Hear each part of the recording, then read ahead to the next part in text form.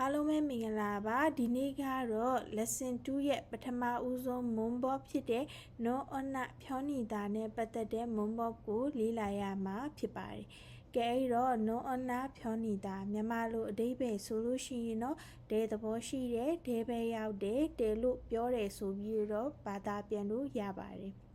။ဒီpattern ကိုမရှင်းပြခင်မှာလေဒီချက်တစ်ခုပြောချင်တာဘာလဲဆိုတော့ဒီနန်းနဲ့ onna တွေကတ်တဲ့ဥစ္စာမှာအဓိကရှုပ်တာဘာလဲဆိုတော့ verb 2မှာ verb 2မှာတော်တော်တိုင်ပတ်ကြရရှိရဘာလဲဆိုလို့ရှိရင်တချို့ Moonbob တွေကအတော့တော့သုံးတဲ့ Moonbob တွေရှိတယ်တချို့ Moonbob တွေကကြတော့ onna သုံးတဲ့ Moonbob တွေရှိတယ်ဟုတ်တယ်နော်ကဲအဲ့တော့ဒီချက်ဒီဥစ္စာနောက်ဆုံး day ပြီးသွားပြီဆိုဒီချက် notice မှာရေးပေးထားပါမယ်ဘယ် Moonbob တွေက onna တွေသုံးပြီးတော့အဲ့ဒီ onna ကလွဲရင်တခြား Moonbob တွေကအားတော့ကြောဖြစ်တယ်ပေါ့နော်ကဲအဲ့တော့ပုံစံတူပေါ့ပုံစံတူ Moonbob တွေတစ်ချက်စုပြီးထားပေးပါမယ်nonna နဲ့ပတ်သက်ပြီးတော့နော် non onna နဲ့ပတ်သက်ပြီးပုံစံတူ Moonbob ကိုတစ်ချက်စုပေးထားမယ်အဲ့ဒီ Moonbob ကလွဲရင်တခြား Moonbob ဒီ verb 2တွေဒီအားတော့ကြောဖြစ်တယ်ကဲအဲ့တော့ဒီ non onna ရဲ့ pattern ဆက်ပြီးကြည့်မယ်ဒုံစာရဲ့ verb 1မှာဆိုလို့ရှိရင် non ဖြောနေတာ verb 2မှာဆိုရင်ရော onna ဖြောနေတာဖြစ်ပြီးတော့ future မှာဆိုရင် ula ဖြောနေတာဖြစ်တယ်ဖြောယုံစာရဲ့ verb 1မှာ onna ဖြောနေတာ verb 2မှာ onna ဖြောနေတာ future မှာ ula ဖြောနေတာသူတို့ရဲ့ key points ကိုကြည့်မယ်ဒီဖြောနေတာဗမာသုံးတာလဲဆိုတော့ကိုကဘယ်ဘက်နဲ့ပို့ပြီးတော့နီးစက်တယ်ဆိုတဲ့အာမှာကိုကသုံးကျင်တယ်ပေါ့ဥပမာအဖြစ်ကျမရဲ့အရက်ကရှည်တဲ့ဘက်ရောက်တယ်သူ့ရဲ့အရက်ကဘာလဲဆိုလို့ရှိရင်ရှည်တဲ့ဘက်ရောက်တယ်ဆိုတာကိုသူကပို့ပြီးနီးစက်တာကိုပြောချင်တဲ့ဥစ္စာနောက်တစ်ချက်အားလုံးချွင်းချက်တွေတင်ပြီးပြီเนาะအဲ့ဒါဆိုလို့ရှိရင်တော့လာအသက်ကနဘာစဘီနဲ့တွေ့ရင်ဘာပြုတ်လာအသက်ပြုတ်တယ်ဆိုတာကိုကိုကသတိထားရမယ်နောက်တစ်ခုလာအသက်ရဲ့ဥစ္စာတွေဒီ onna ကတ်တဲ့ဟာတွေ onna ကတ်တဲ့ဟာတွေမှာဆိုလို့ရှိရင်လေလာအသက်ကဒီ onna နဲ့တွေ့တယ်ဆိုလို့ရှိရင်နာအသက်ပြောင်းတယ်ဆိုတာကိုသတိရရမယ်onna မှာเนาะonna မှာဆိုရင်လာအသက်ဒီနာအသက်ပြောင်းတယ်ဆိုတာကိုသတိထားရမယ်နောက်ဆုံးတစ်ချက်အရေးကြီးတယ် ita of တာတွေတော်တော်လေးရှုပ်တယ်အဲ့လိုမျိုးဆိုဘာလဲဆိုတော့ဒုံစာရဲ့ verb 1ဒုံစာဘာလဲ action verbရဲ့ verb 1မှာ non ကတ်တဲ့တရားတွေရှိတယ် nonna ကတ်တဲ့တရားတွေရှိတယ်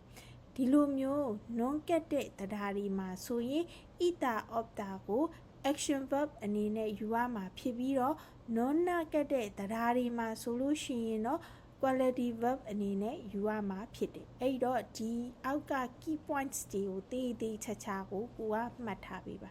ကဲအဲ့တော့ဥမာစာကြောင်းတွေကိုကြည့်မယ်ဂျာရာတာသူ့ရဲ့ပထမဆုံးသုံးစာမှာသူ့ရဲ့မူရင်း verb ဒီဂျာရာတာကောင်းလုပ်တယ်ကဲအဲ့ဒါဆို verb 1ဘာနဲ့က non ဖြောနေတာနဲ့ကဂျာရာနော်ဖြောနေရရောကောင်းလုပ်တယ်လို့ပြောလို့ရတယ် verb 2ဘာနဲ့က onna ဖြောနေတာနဲ့ကဂျာရန်ဖြောနေရရောကောင်းလုပ်ခဲ့တယ်လို့ပြောလို့ရတယ် future ဘာနဲ့က ula ဖြောနေတာနဲ့ကဂျာရာဖြောနေရရောဂျာရာဖြောနေရရောကောင်းလုပ်မယ်လို့ပြောလို့ရတယ်ဟယုံစာမှာဥပမာစာကြောင်းမူရင်းစာကြောင်းဘာလဲဆိုရှင် himdrita ပင်မနဲ့ကဲအဲ့တော့ verb 1မှာဆိုရင်ဘာနဲ့က onna နဲ့ကဲရမယ်ဆိုလို့ရှိရင်ဘာဖြစ်လာသက်ဒီနာသက်ပြောင်းလဲဆိုတာကိုသိထားရမယ်အဲ့တော့ himdon ဖြောင်းနေရော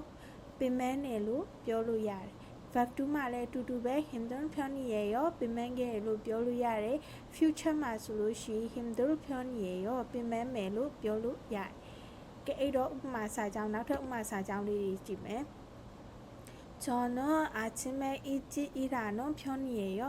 ကျွန်တော်ကတော့မနက်စောစောထားတဲ့သဘောရှိတယ်ထားတယ်လို့ပြောလို့ရတယ်သူကမနက်စောစောထားတဲ့ဘက်ကိုသူကပြောချင်တာပေါ့နော်ပို့ပြီးနီးစက်တဲ့ဘက်ကိုသူကပြောချင်တာနောက်တစ်ခု오늘 날씨가 추운 편이에요ဒီနေ့ရာသီဥတုကအေးတဲ့ဘက်မှာရှိတယ်အေးတဲ့သဘောရှိတယ်ကဲကြောက်ကွာပြောရဲဒီနေ့ရာသီဥတုကအေးတဲ့သဘောမှာရှိတယ် ဟုတ်ပြီနော်အဲ့လိုမျိုးပုံစံလေးပါအဲ့တော့ဒီဥမာစာသားလေးတွေကိုကြည့်ပြီးတော့ကိုကလည်းဒီဥမာစာကြောင်းတွေကိုကိုကများများလုပ်ကြည့်ပေးပေါ့နော်ကဲအဲ့တော့ဖတ်စာထဲမှာပါဥမာကိုဆက်ပြီးကြည့်မယ်မာရီယာရှင်တော့ဘန်ချင်းကုတရဟန်ထဲအင်ဂီကအင်နာယောမာရီယာကတဲ့ဒီတန်းပေါ်တွေဂျားထဲမှာပေါ့ရေပန်းစားတယ်တဲ့ရေပန်းစားတယ်နော်တဲ့ဆိုမေးလိုက်တာပေါ့နော်ရေပန်းစားလားရေပန်းစားတယ်နော်နဲဟုတ်တယ်성격이 받아서 성격이 밝아서 친구들한테 인기가 많은 편이에요. ဟုတ်တယ်သူကဒီ bright ဖြစ်တယ်ပေါ့ဥမာ bright ဖြစ်တယ်ဆိုတာဒီထက်မြက်တဲ့ပုံစံရှိရဲ့အတွက်ကြောင့်မလို့ပေါ့နော်ထက်မြက်တဲ့ပုံစံရှိရဲ့အဲ့တော့တငယ်ချင်းတွေကြားထဲမှာအများကြီးရေပန်းစားတယ်လို့ပြောလို့ရတယ်အများကြီးရေပန်းစားတဲ့ဘက်ရောက်တယ်그 시장은 다른 시장보다 물건 값이 사편이에요. 산편이에요. 말해서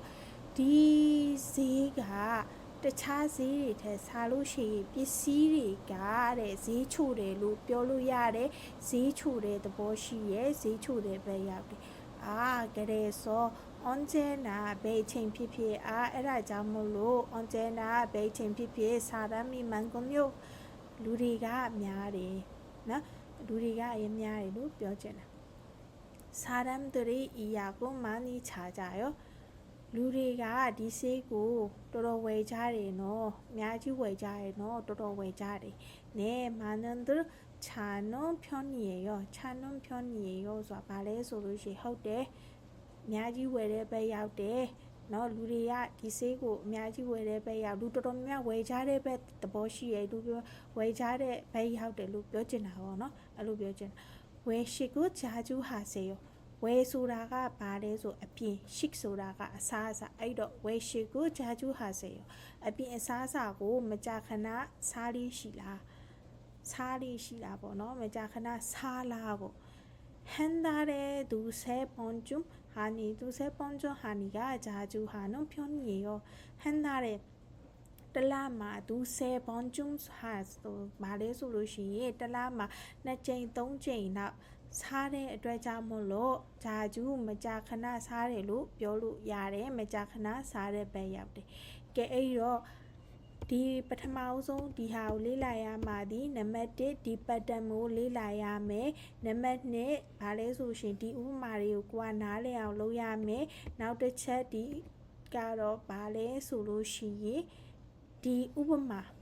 နော်ဒီဥပမာတွေကိုရောင်းစုတွေကိုလုပ်ပေးရမယ်ဥပမာကိုကြည့်ပြီးတော့ဒီရောင်းစုတွေကိုလုပ်ပေးရမယ်ဒီဟာကိုတခြားဒီ slide မှာလည်းပြထားသလိုမျိုးဟိုအပေါ်မှာ PDF file ရှိရဲအဲ့ဒီ PDF file မှာ download လုပ်ပြီးွားပြီဆိုလို့ရှိရင်အဲ့ဒီမှာပဲတခါတည်းဒီဖြည့်ပြီးွားပြီဆိုလို့ရှိရင်ဒီ chat ကို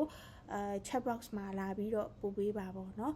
တကယ်လို့ဒီပေါ်မှာဒီ screen ပေါ်မှာဖြည့်ရမယ့်ဥစ္စာအခက်အခဲရှိရဆိုလို့ရှိရင်လည်းစာအုပ်မှာဓာတ်ပုံရိုက်ပြီးတော့ပို့ပေးလို့ရပါတယ်ကဲအဲ့တော့